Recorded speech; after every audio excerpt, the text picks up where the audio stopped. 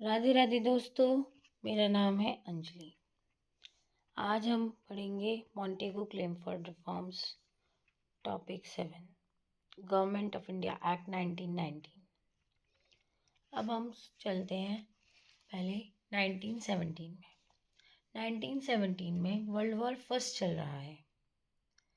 Indians British के लिए लड़ रहे हैं, पैसा दे रहे हैं, सपोर्ट दे रहे हैं, और फिर ब्रिटिश गवर्नमेंट एक प्रॉमिस करती है, हम इंडिया में रिस्पॉन्सिबल गवर्नमेंट डेवलप करेंगे धीरे धीरे। लेकिन सवाल ये है, क्या सच में पावर दिया गया था या सिर्फ एक पॉलिटिकल एक्सपेरिमेंट था? आज हम समझेंगे गवर्नमेंट ऑफ इंडिया एक्ट 1919, जिसे मॉन्टेगू क्लेमफोर्ड रिफॉर्म्स भी कहा जाता है। अब आते हैं इंट्रोडक्शन पे। Government of India act 1919 British India का एक इम्पॉर्टेंट कॉन्स्टिट्यूशनल रिफॉर्म था। इसका मेन एम था इंडियंस को गवर्नेंस में थोड़ा पार्टिसिपेशन देना। लेकिन ध्यान रखे रहे, पार्टिसिपेशन और पावर दोनों अलग चीज़ें होती हैं। पार्टिसिपेशन और पावर जो है वो दोनों अलग चीज़ें होती हैं। अब हम आते हैं बैकग्राउंड पे। इस एक्ट के पीछे का बैकग्राउंड समझना ज़रूरी है। वर्ल्ड वॉर फर्स्ट में इंडिया ने ब्रिटिश को फुल सपोर्ट दिया। इसके बाद इंडियन लीडर्स ने डिमांड की, हमें सेल्फ गवर्नमेंट चाहिए। 1917 में मॉन्टेगू डिक्लेरेशन आता है। इसमें प्रॉमिस किया गया, इंडिया में gradual development of responsible government होगा।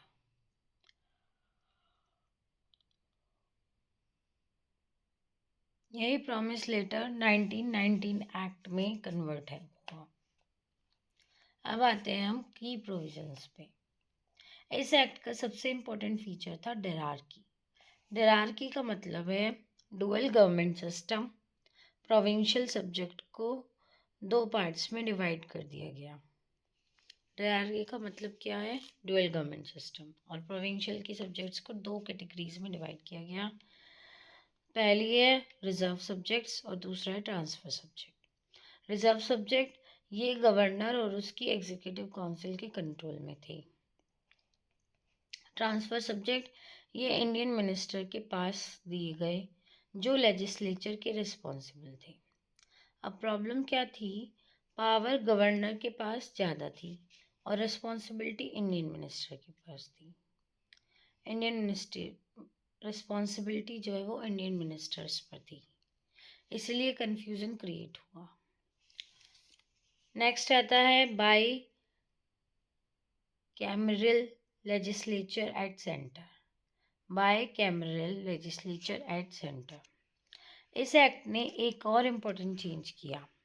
सेंटर में बाई कैमरल लेजिस्लेचर इंट्रोड्यूस की। दो हाउसेस बनाए गए, लेजिस्लेटिव असेंबली और काउंसिल ऑफ स्टेट। ये पहली बार हुआ था कि सेंट्रल लेवल पर दो हाउसेस सिस्टम इंट्रोड्यूस हुए।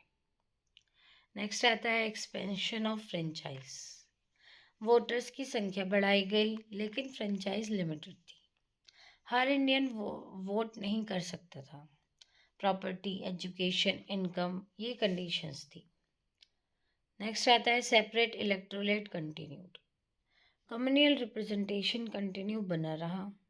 अलग अलग कम्युनिटीज़ के लिए सेपरेट इलेक्टोरेट मेंटेन किए गए। इससे यूनिटी स्ट्रांग नहीं हुई, बल्कि पॉलिटिकल डिवीज़न और इंस्टीट्यूशनलाइज हो गए। पॉलिटिकल डिवीज़न जो है और भी इंस्टीट्यूशनलाइज हो गए। अब आते हैं हम इसके सिग्निफिकेंस पे।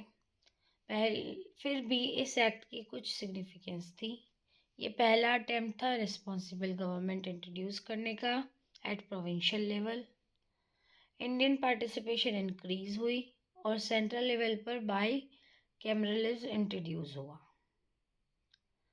सेंट्रल लेवल पर बाई कैमरलिज्म इंट्रोड्यूस हुआ। अब आते हैं लिमिटेशंस पर। लेकिन रियलिटी क्या थी? डरारकी प्रैक्टिकल नहीं थी। गवर्नर के पास ओवरराइडिंग पावर्स थी। फ्रेंचाइज लिमिटेड थी और फुल रिस्पॉन्सिबल गवर्नमेंट नहीं दिया गया। इसलिए इंडियन लीडर्स सेटिस्फाई नहीं हुए। अब आते हैं हम कॉन्स्टिट्यूशनल इम्पैक्ट। ये एक्ट एक ट्रांजिशन स्टेज था। इसने दिखाया कि डायरार्की वर्केबल नहीं है। इसी वीकनेस के कारण फ्यूचर में स्ट्रॉन्गर रिफॉर्म्स की डिमांड हुई और eventually government of India act 1935 का फाउंडेशन यही बना। अब आते हैं मीन्स का value addition line. Government of India act 1919 marked a curious move toward responsible government by introducing diarchy, by retain ultimate control in British hands.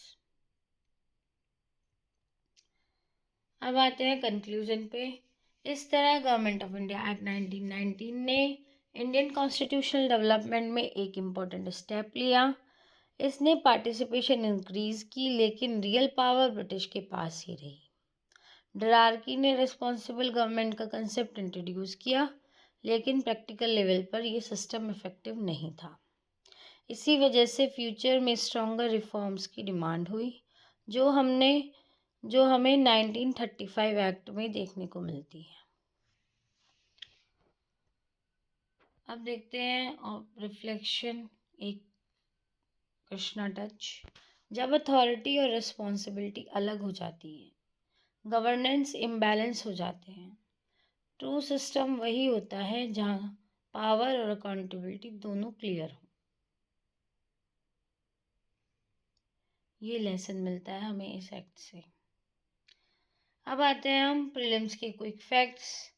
Government of India act 1919, also known as Montego Claim for Reforms, introduced hierarchy in provinces by Cambrial legislature at center, Montego Declaration at 1917। आज के लिए इतना ही दोस्तों। अगले video में हम देखेंगे 1935 act ने 1919 एक्ट की वीकनेस को कैसे एड्रेस किया। अगर आपको एक्सप्लेनेशन सिंपल और कंसेप्शनल लगा हो तो नेक्स्ट टॉपिक के लिए रेडी रहिए। आज के लिए इतना ही। राधे राधे, जय श्री कृष्णा दोस्तों। Thank you. राधे राधे।